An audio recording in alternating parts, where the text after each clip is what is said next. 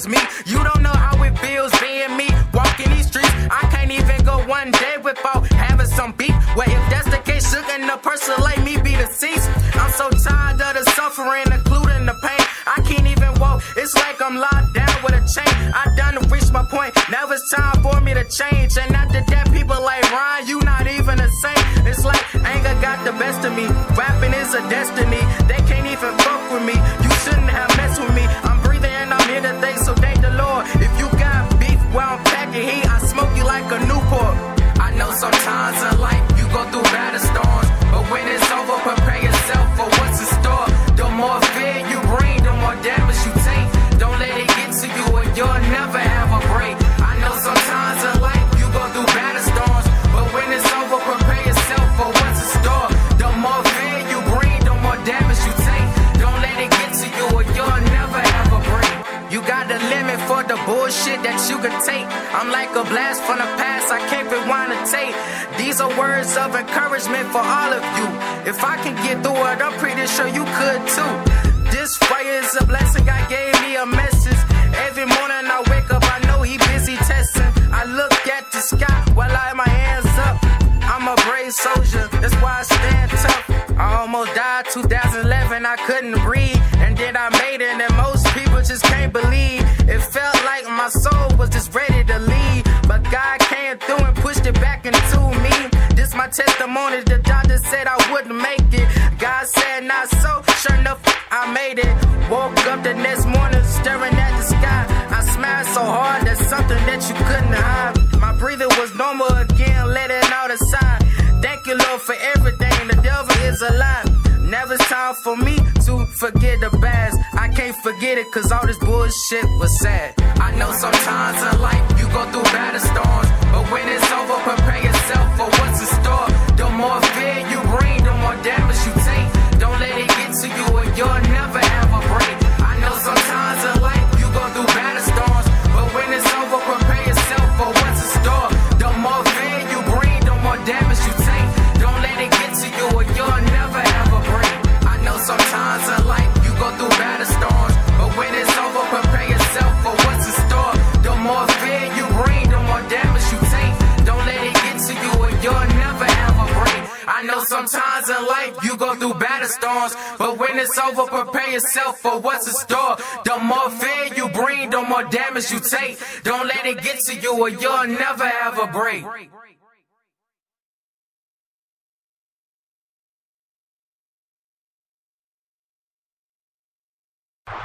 This is 109.1 W.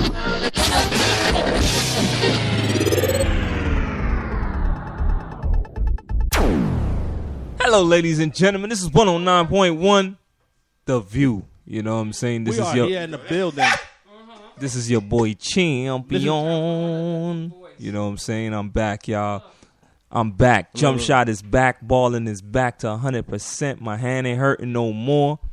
I'm on fire. I'm like the Splash Brothers with my partner Killer K on the court. That's right. Y'all be doing the thing. Yeah, this is Drastic B. Immaculate 101. Killer. and by the way, man, if y'all haven't seen me on the basketball court, just you will see me soon. And you're gonna Drastic got defense. Yeah. He got defense. He look like, Can't shoot a lick. Like when I play. But he got defense. Yeah. That's right. The shutouts to Drastic. Exactly. I'm that Dennis Rodman / Oh, they gonna be mad when he come on the court. I'm that type of person. I'm like Dennis Rodman / Gary Payton, you know, / Bill Russell type of guy. You know, defense. Yeah. You know, Champ, why you got have Legion online trying to challenge me in Mortal Kombat and Tekken now?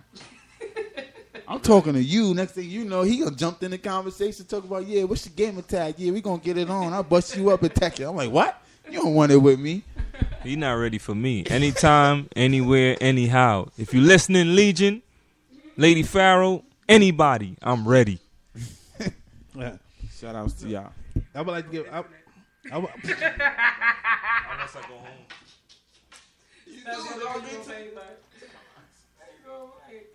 If I go too far, it cuts off. I Gotta would be by the door there. exactly. I would like to give a shout out to that fish market that's not that far away from up the block. For 2 reasons. Number one, it makes good fish. Okay. I'm sorry. Fish market about a liquor store? Yes, they make good You fish. talking about the Guyanese place? They Guyanese. They Yeah, Guyanese. they Guyanese. If it's the same place. Yeah, the I go Guyanese in there, people, man. Yeah. Yeah, I'm going he sounded Black American to me, but it don't matter. They black, and that's the second reason why. I'm glad to see that we have a black owned business in this community, because everybody always talk about why no black owned businesses in the community. Well, that's one right there. Yes. If it's black owned, I don't know, but I know that I saw the brothers in there cooking the fish and the fries, and that's what's up. That's what's up. You know.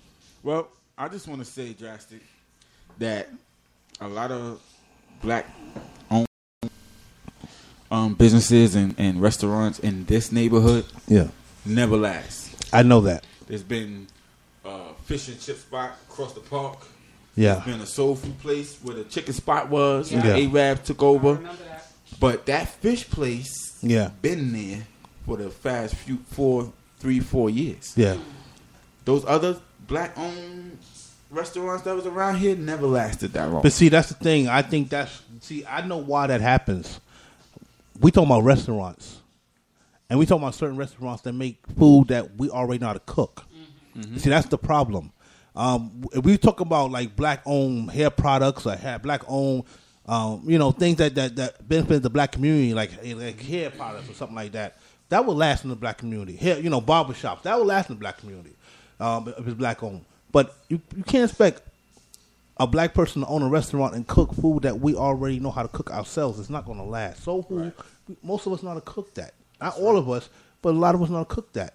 So that's why they'll skip over the soul food restaurant and go to the pizza shop. Especially Or Immaculate.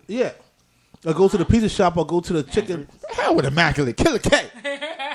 Or go to the fried chicken spot, because of that reason right there. Even though we can make that at home too. It's just that's something I believe that. But see, it's hard. It's hard. It's something that Claude Edison said that stuck in my head when I was listening to him. He said that the reason why black businesses don't last when you try to take it outside of the black community, go to other communities with it, is because those people are boycotting you. Mm-hmm. And when he said that, I said, you know what? He's absolutely right, because I'm saying to myself, why would you have a soul food restaurant in the neighborhood, even though it's black, you're black just like they are. It's like just like the people that the customers. When you know where those people know how to cook, why you don't take it to a white neighborhood or Asian neighborhood? And I started thinking, when he said that, I started thinking about, like, he's absolutely right. They will boycott that, sir. That means that they won't even try it out. If you have a soul food restaurant in a neighborhood that's predominantly white, they might not want to take it. I'm not saying all of them. So do you think that a black business can prosper cooking exotic, different dishes in the neighborhood? Yeah, it don't have to be. It could be something Outside of soul food, you saying? Yeah, Yes. there's a soul food restaurant in the neighborhood. Yeah. And it's owned by black people. Yeah, exactly. On Mother Gaston. Okay. That's owned by black people. Yeah. Okay. So- Even though they got Chinese people in the kitchen But they sweating. got Chinese people in the kitchen. They got Yeah. Mexicans And working Mexican. the floor, cleaning the tables and the floors and stuff. But the black people behind the counter taking the orders. Yeah. And doing what, Okay. But it's owned by black people. Yeah. Now, don't get me wrong. I'm saying all black restaurants cannot survive. I'm talking about black American restaurants. I'm not talking about Jamaican restaurants. I'm not talking about Guyanese restaurants. They will survive in the black community because those are different. And even dishes. real soul food. Those I mean, different. Louisiana dishes, those are survive here. You don't think Yeah. so, Killer? Them Louisiana dishes, them crawfish and them black That one ribs, too. eye That's ribs good. and That's- stuff. that's- Yeah. That's soul soul food, yeah, but they don't have that kind of soul No, food. don't get me over wrong. here. That will last too in New York That will because kill- that's make a regional. killing. Mhm. Do you remember that restaurant, Country Kitchen, that used to be on Atlantic Yeah. Avenue? What happened to that one? I They don't went know, bad. man. They I'm so just tight about that, man. I used to go walk over there. I the used to chicken was walk super over there just- crispy. man, they don't understand. I know Yeah. that chicken was crispy. What I'm saying when it comes to restaurants, it's got to be. They not there no more? No. Oh wow. What I'm saying is that what we need more different black ethnic group foods. Meaning that I would love to see an African restaurant in a black neighborhood because their food is different.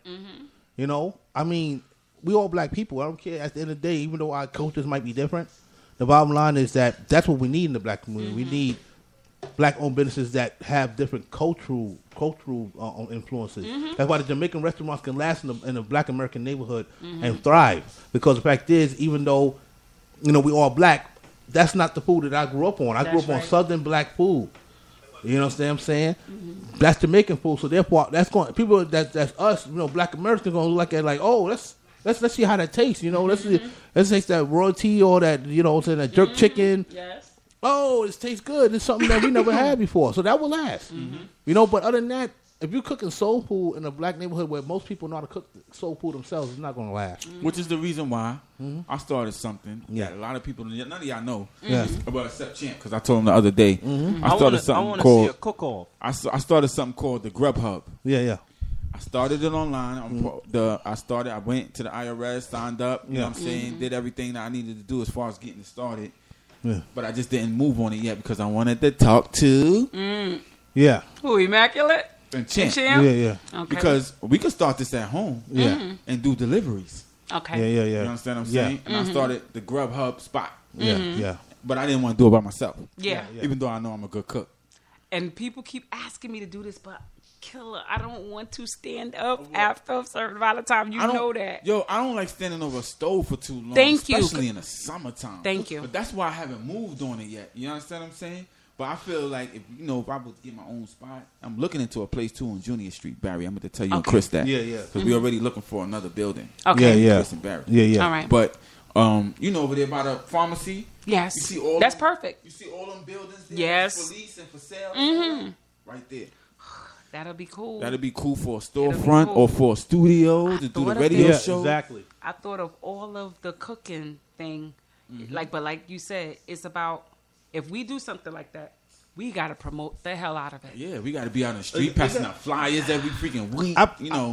But we are part of Eat 24, which is well known. People go to Eat 24 to find restaurants in a neighborhood that deliver. Yes, and they can order right there on Eat 24, and it comes directly to our thing. Well, I believe that a restaurant can last. Our restaurant can last if we take all the things that we grew up on, all the type of black foods that we grew up on, from Jamaican food to Southern. I don't care if it's grits and cheese. To Asian, because I cook Asian, I cook Indian, I cook African, I cook a lot of different cultures. Yeah, I can.